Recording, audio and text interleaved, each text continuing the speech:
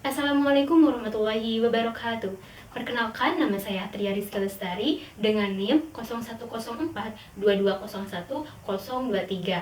Video ini dibuat untuk memenuhi tugas-tugas mata kuliah pengantar sosiologi. Di sini saya akan mempresentasikan materi tentang kebudayaan dan masyarakat.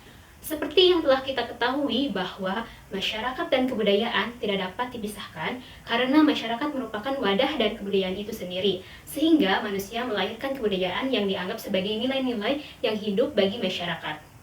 Dengan adanya suatu kebudayaan disebabkan oleh keberadaan manusia itu sendiri.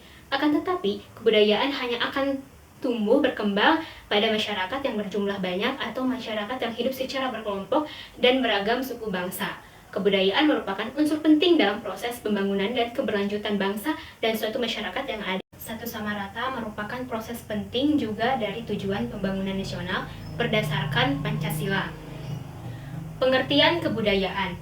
Secara etimologis, kebudayaan berasal dari bahasa Sanskerta atau budaya, yaitu bentuk jamak dari budi yang berarti budi atau akal. Sedangkan ahli antropologi yang memberikan definisi tentang kebudayaan secara sistematis dan ilmiah adalah E.B. Tyrrell dalam buku yang berjudul Primitive Culture, bahwa kebudayaan adalah keseluruhan kompleks yang di dalamnya terkandung ilmu pengetahuan lain, serta kebiasaan yang didapat manusia sebagai anggota masyarakat.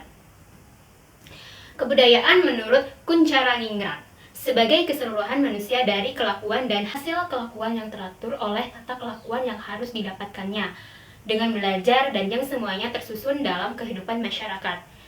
Dari beberapa pengertian tersebut dapat ditarik kesimpulan bahwa kebudayaan adalah keseluruhan sistem gagasan, tindakan, dan hasil karya manusia untuk memenuhi kehidupannya dengan cara belajar yang semuanya tersusun dalam kehidupan masyarakat.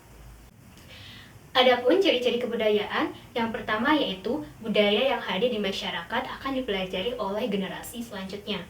Lalu yang kedua yaitu budaya dapat disampaikan oleh setiap individu pada individu maupun kelompok lain serta diwariskan dari ke generasi selanjutnya. Yang ketiga yaitu budaya memiliki sifat yang dinamis, artinya budaya dapat berubah sepanjang waktu. Yang keempat, budaya memiliki sifat selektif yang dapat mencerminkan pola perilaku serta pengalaman manusia secara terbatas. Lalu yang kelima yaitu walaupun kebudayaan setiap daerah berbeda, budaya memiliki unsur yang saling berkaitan. Selanjutnya, unsur-unsur kebudayaan. Unsur-unsur kebudayaan ini meliputi semua kebudayaan yang ada di dunia, baik yang kecil, sedang, besar, maupun yang kompleks. Menurut konsepnya Malinowski, kebudayaan di dunia ini mempunyai 7 unsur universal, yaitu bahasa, sistem teknologi, sistem mata pencarian, organisasi sosial, sistem pengetahuan, religi, dan kesenian.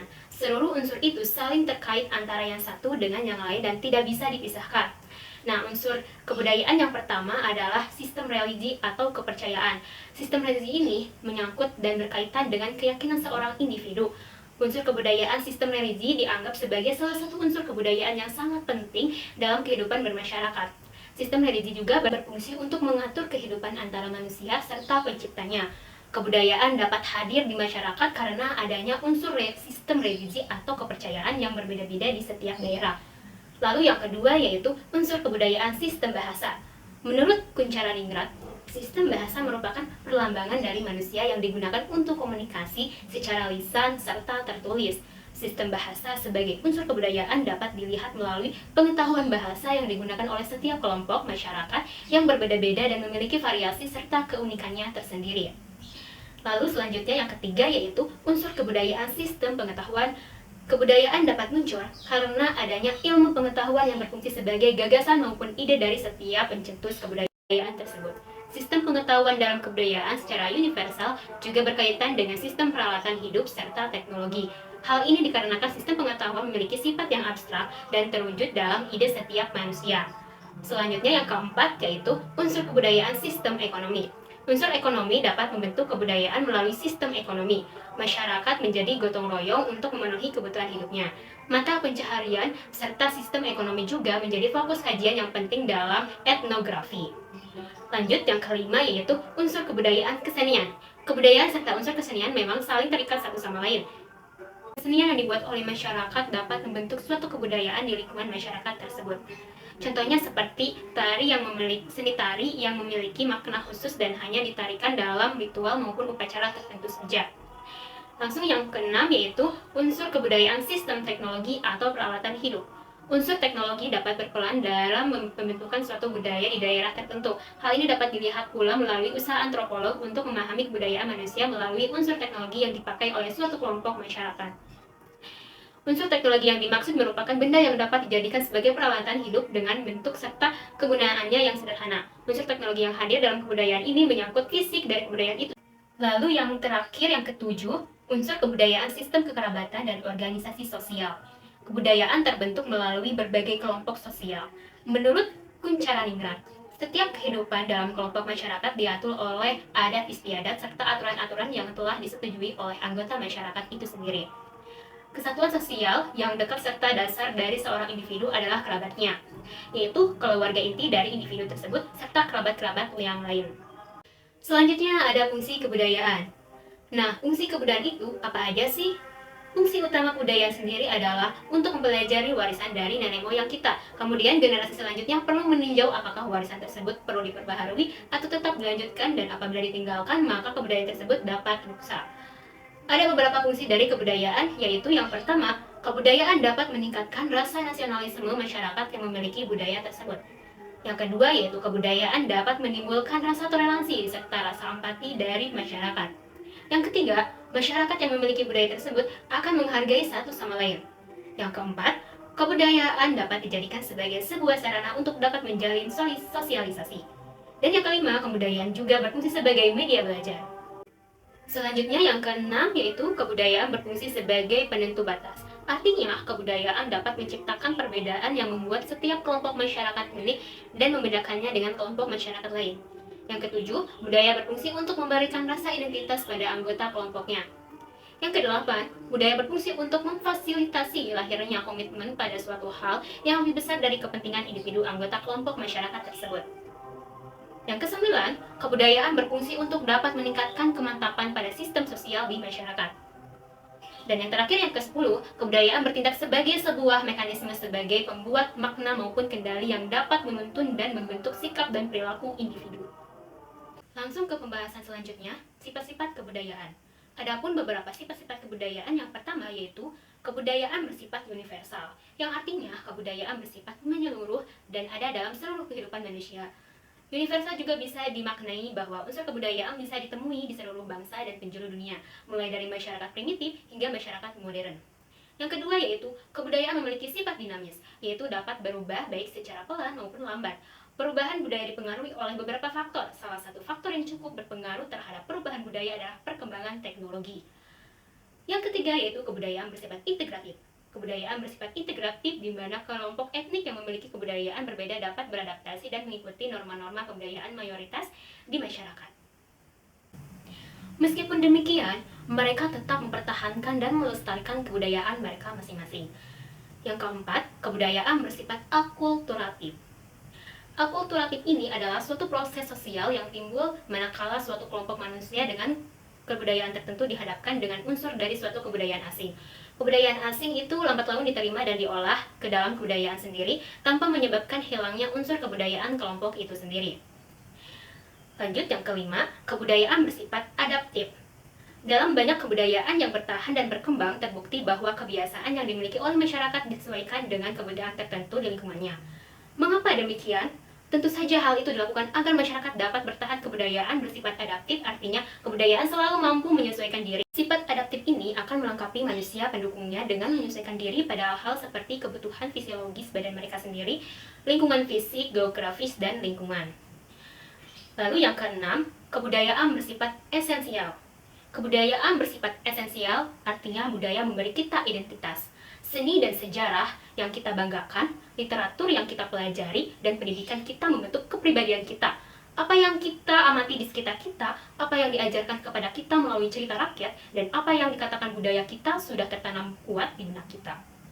Yang ketujuh, kebudayaan tidak bisa diisolasi. Penelitian telah mengungkapkan fakta bahwa tidak ada budaya yang dapat tetap terisolasi. Hampir tidak ada komunitas sosial yang benar-benar terisolasi dari seluruh dunia. Setiap budaya sebagian besar dipengaruhi oleh budaya daerah sekitarnya.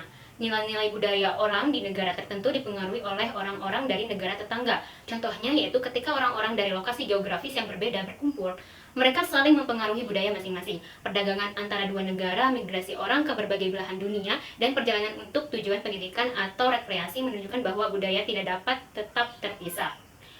Budaya yang berkembang pada waktu yang sama menunjukkan kesamaan karena mereka telah berkembang bersama, beberapa berbaur untuk menciptakan budaya bersama. Setelah kita membahas tentang pengertian, unsur-unsur, fungsi, serta sifat dari kebudayaan, sekarang pembahasan yang terakhir yaitu gerak kebudayaan. Gerak atau dinamika kebudayaan adalah gerak manusia yang hidup di dalam masyarakat. Gerak kebudayaan terjadi karena adanya hubungan antar kelompok manusia di dalam masyarakat. Kebudayaan selalu bergerak dan berubah, bisa secara lambat atau evolusi, atau cepat atau revolusi. Terjadinya perubahan kebudayaan disebabkan oleh hal-hal yang berasal dari masyarakat dan kebudayaan itu sendiri. Misalnya, perubahan jumlah dan komposisi penduduk. Dengan jumlah penduduk yang semakin banyak, kebudayaan baru akan tercipta sehingga terjadi perubahan. Maupun bisa terjadi juga karena faktor-faktor yang datang dari luar. Kalau dilihat saat ini, terjadinya suatu perubahan dalam masyarakat kebanyakan datang dari luar masyarakat. Adapun proses terjadinya gerak kebudayaan yaitu melalui akulturasi. Akulturasi ini merupakan konsep mengenai proses sosial yang timbul bila suatu kelompok manusia dengan suatu kebudayaan tertentu dihadapkan dengan unsur-unsur kebudayaan asing sedemikian rupa, sehingga unsur-unsur kebudayaan asing itu lambat laun diterima dan diolah ke dalam kebudayaan sendiri tanpa menyebabkan hilangnya kepribadian kebudayaan itu sendiri. Contohnya, Masjid Menara Kudus. Masjid ini bisa dikatakan sebagai bentuk dari akulturasi karena arsitektur Masjid Menara Kudus hasil pencampuran kebudayaan Jawa, Hindu, dan Islam, sehingga menunjukkan terjadinya akulturasi dalam pengislaman Jawa. Dengan demikian, akulturasi merupakan pola perubahan di mana terdapat tingkat penyatuan antara dua kebudayaan. Gerak kebudayaan juga bisa melalui proses asimilasi. Asimilasi ini merupakan proses sosial yang timbul bila ada golongan-golongan manusia dengan latar belakang kebudayaan yang berbeda-beda, saling bergaul langsung secara intensif untuk waktu yang lama, sehingga kebudayaan dan golongan-golongan tadi masing-masing berubah sifatnya yang khas dan juga unsur-unsurnya. Masing-masing berubah wujudnya menjadi unsur-unsur kebudayaan campuran. Biasanya golongan-golongan yang tersangkut dalam suatu proses asimilasi adalah golongan mayoritas dan beberapa golongan minoritas.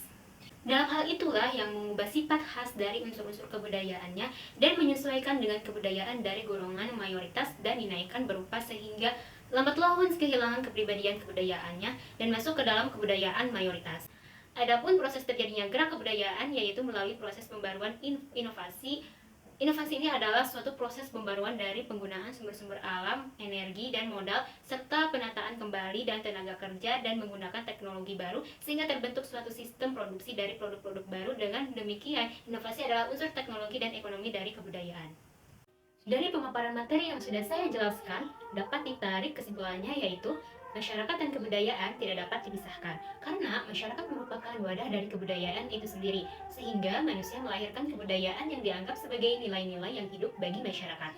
Dengan adanya suatu kebudayaan disebabkan oleh keberadaan manusia itu sendiri, akan tetapi kebudayaan hanya akan tumbuh berkembang pada masyarakat yang berjumlah banyak atau manusia yang hidup secara berkelompok dan beragam suku bangsa.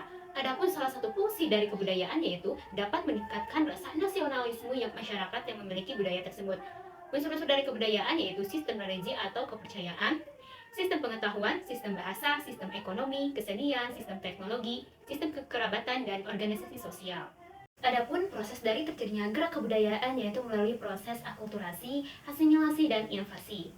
Serta ada sifat-sifat kebudayaan yaitu kebudayaan bersifat universal, kebudayaan bersifat integratif, kebudayaan memiliki sifat dinamis, kebudayaan bersifat akulturatif, kebudayaan bersifat adaptif, kebudayaan bersifat esensial, dan kebudayaan tidak bisa diisolasi. Itulah pembahasan saya kali ini. Cukup sekian yang dapat saya sampaikan, kurang lebihnya mohon maaf. Wassalamualaikum warahmatullahi wabarakatuh.